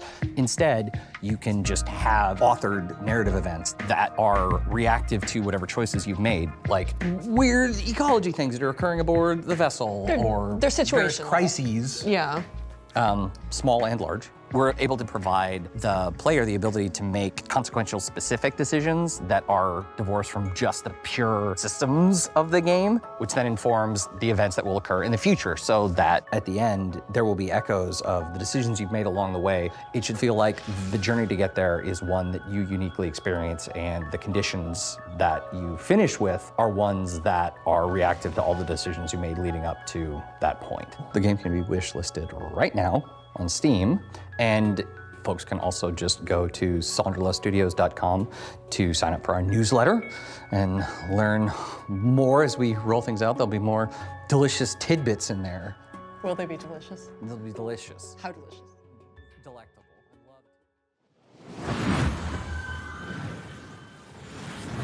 A huge thanks to the good folks at Sonderlust for letting us take a look inside their new sci-fi city builder, Generation Exile. It looks incredible, and the amount of love and work the team have put into it really shines through. Now look, we are under no illusion that this last year has been incredibly difficult for so many developers in the face of thousands of layoffs and countless studio closures. Today we are so grateful that we have the chance to put a spotlight on many people really continuing to make games in the face of uncertainty. And if there's any game you saw in our show or in any of the other many showcases, we encourage you to purchase or even just wishlist any of the games for developers that you care about. It goes a long way. Next up, you'd think the sight of a house standing up and walking around on two weird, massive chicken legs would be horrifying. But when you realize it's taking some heavy witch vibes from everyone's favorite Slavic folklore character, Baba Yaga, it's actually pretty awesome. Reka is the base building exploration game you'd curse yourself for missing.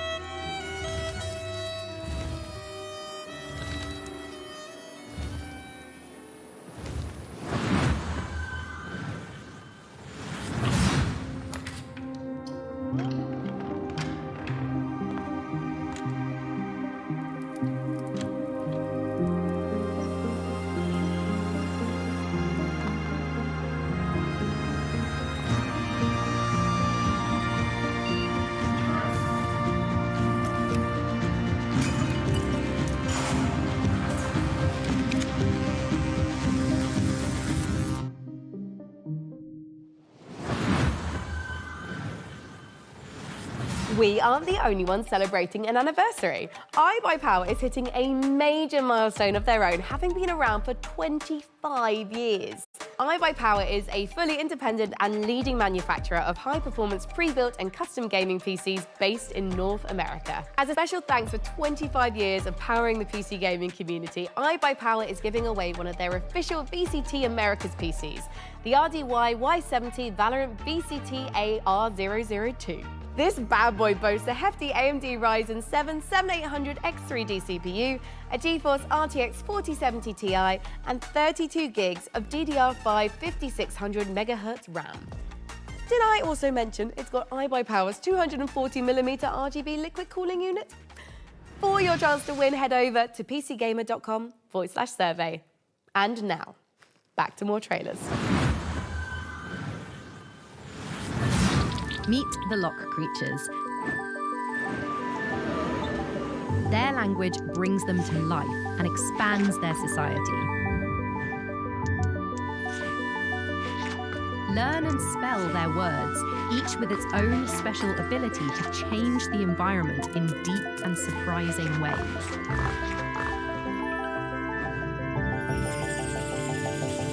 Play the Lock digital demo, available today.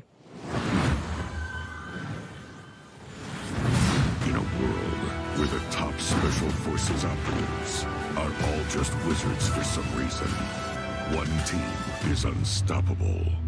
Not yours. Hers. The Black Ops Chronomancer. Her team of needlessly fancy goons have brought the world to the brink of war. And only one group of mismatched rejects stands in her way. A disgraced retired Navy seer who can see every possible future, but can't remember his own tragic backstory. The freelance Storm Witch, a private investigator whose mastery of lightning is devastating, unless her enemies aren't standing near windows. The Necromedic, a surgeon who turned to necromancy when she lost her medical license. She can heal you, but she'll have to kill you first.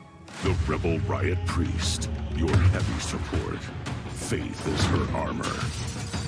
But she is also wearing actual armor. Together, there's no threat they can't stop. As long as they can get there by public transport, they can rewind every time they screw it up. And there's an easy mode if they need it. Tactical Breach Wizards. Coming to Steam August 20th. Demo available now. Also, could you wishlist it, please? Thanks.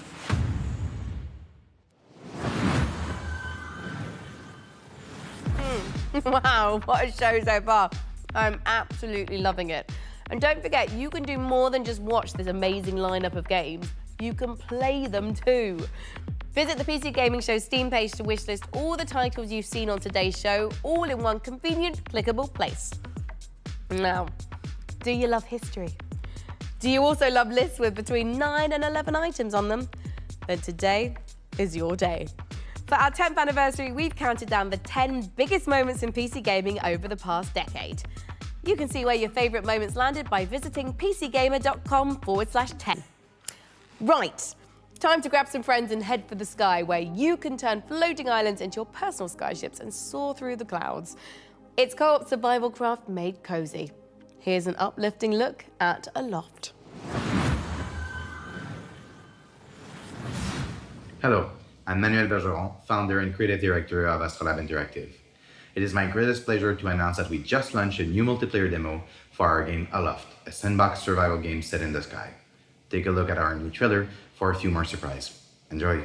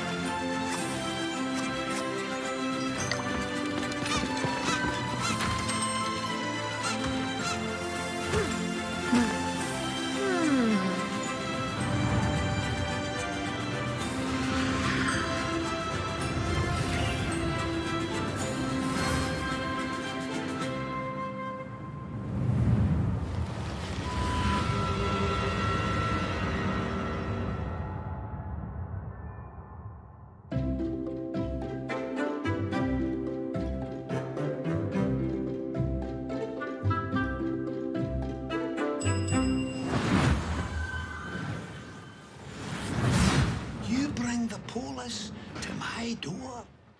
To my rig? I can sort this, right? I just need time. Don't you answer me back! You're fired. You hear me? Fired. Jesus, Gregor! Gregor!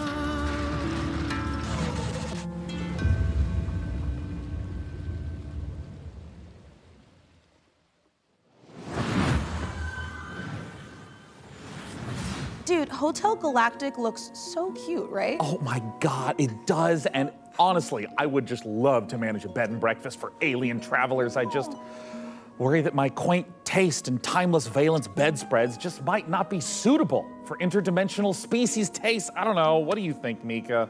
Sean, look at me.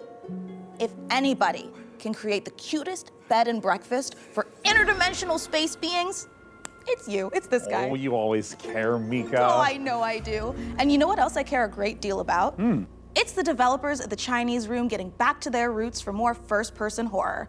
Still Wakes the Deep looks atmospheric as hell and positively chilling. Amen to that, Mika. And hey, speaking of chilling, get ready to side-scroll your way through a 2.5D post-apocalyptic zombie survival with Into the Dead. Set in 1980s Texas, you are charged with gathering resources, managing party members, and crafting items, all whilst hordes of killer zombies try to chomp down on your brains. And what's worst of all is that this is taking place during a scorching heat wave. Oh my God, and as someone who lives in California, I can confirm that's way worse than zombies. I feel you. I mean, my family's Irish. I get sunburned by the moon.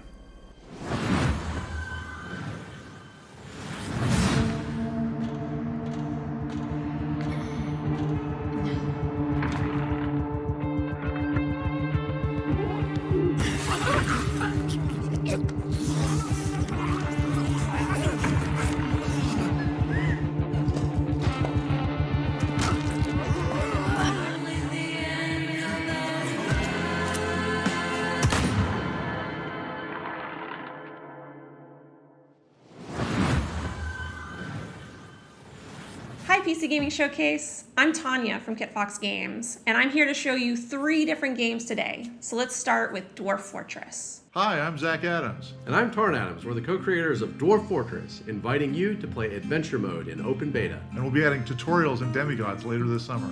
While you're waiting, you can play Caves of Cud, the most intricate roguelike ever made. Hello, we're Brian and Jason, co-creators of Caves of Cud. After 15 years, the game is getting its 1.0 release later this year, but out today is the spring molting patch with its all-new UI. Live and drink. And our final piece of news today is a whole new game to announce, a world premiere for the PC Gaming Showcase, Streets of Fortuna.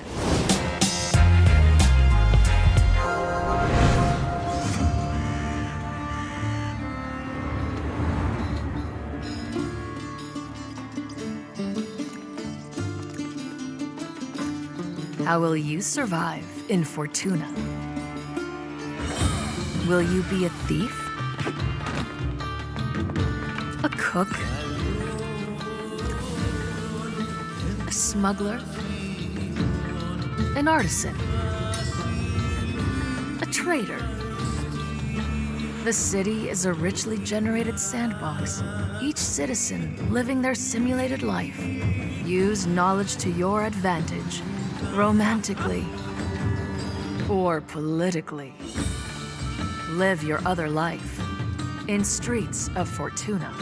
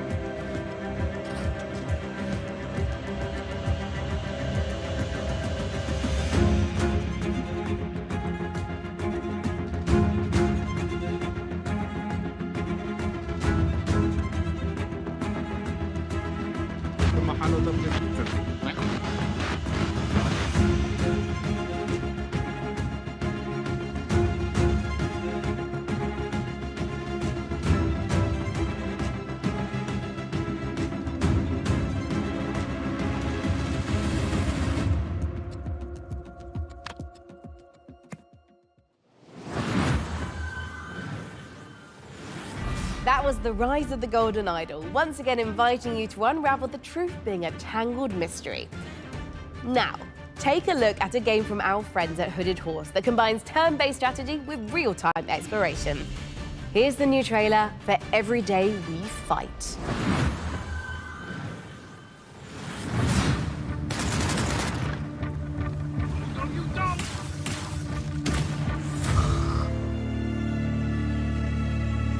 Countries were at war. The Rifters came. They put a dome over the city. Suddenly, almost everyone was frozen. Just a few of us were left. Not soldiers, just ordinary people.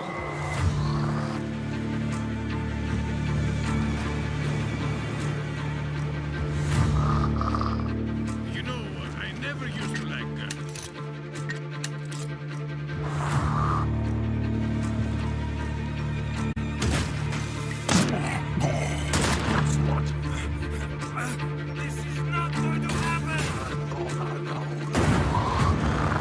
Are we alive? I could swear I just got killed.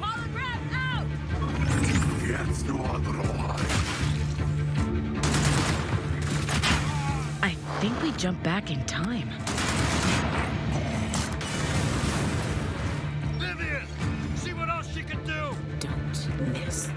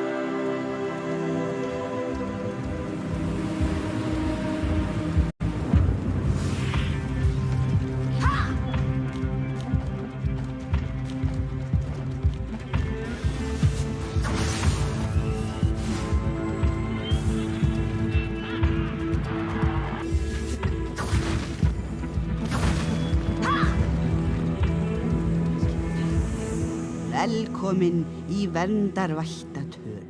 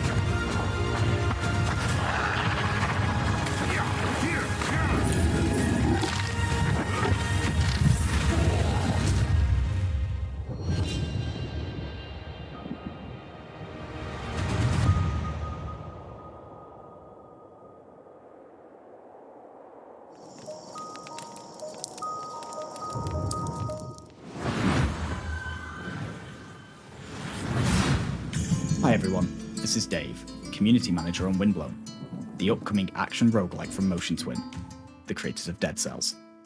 These cute characters here are the Leapers, who live in the Ark, a peaceful village now threatened by a massive vortex of doom. So, they train up and become fearless warriors to fight back in an attempt to save their world. Using a cool thruster, you can dash at lightning speed, letting you dart across the stage, dodge out of enemy attacks, or find new areas and secrets.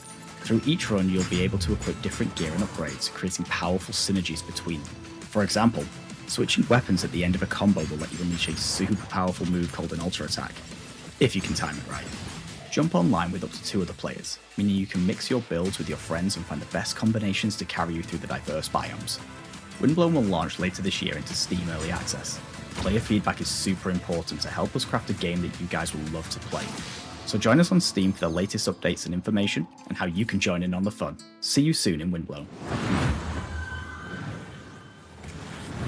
Folks, we are in the final stretch of the 10th anniversary PC Gaming Show, but that doesn't mean we are winding down. We are, in fact, amping up. That's right! We're wrapping things up today with not 1, but 2 world premiere trailers in a row. It's like buy 1, get 1 free world premieres. No, Sean. That coupon expired in 1989, so we won't be getting well, that's too bad, except, look at this! This is our 10th PC Gaming Show, which means I get a free world premiere. Look at this guy! Thanks to Sean's Grandmaster level card play, let's check out 2 big world premiere trailers to cap off our show.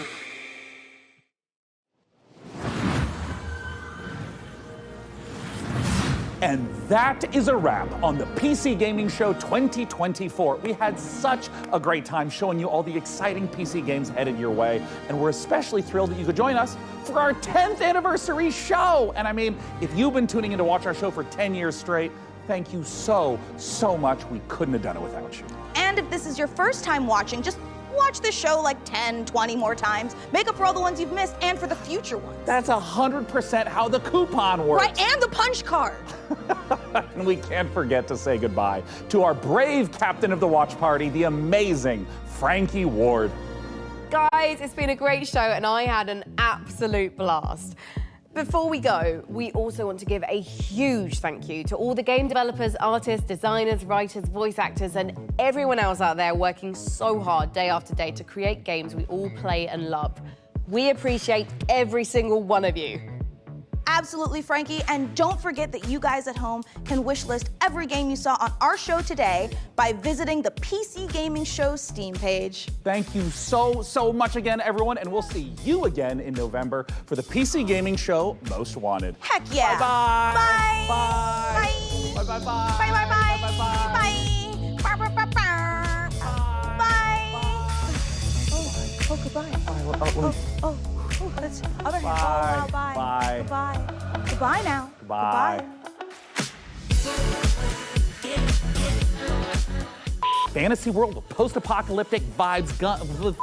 Let's go back. Get this camera away from me. We're going back to the start. Here it comes. I got it. This is the take. I've got us a little cake to celebrate. Yeah. I know how to read.